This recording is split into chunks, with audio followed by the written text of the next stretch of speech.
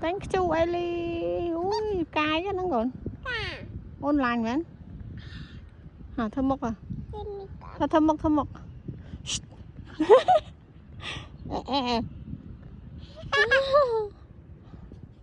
Phù cầu là pư.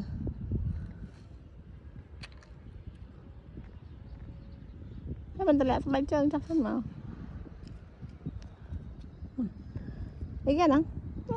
Nó flower. Cay cái con. Ui chút mấy nè. Ui đã che được chút nè. Hả?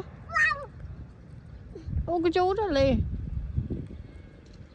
Hả? Sao ta hả? Nên chạp ca cho bay oi. Đi xong rồi tiệt. Please.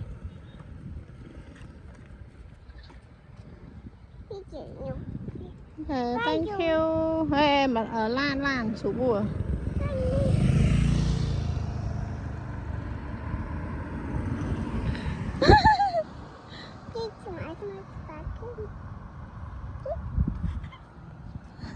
Phù các bạn khôi.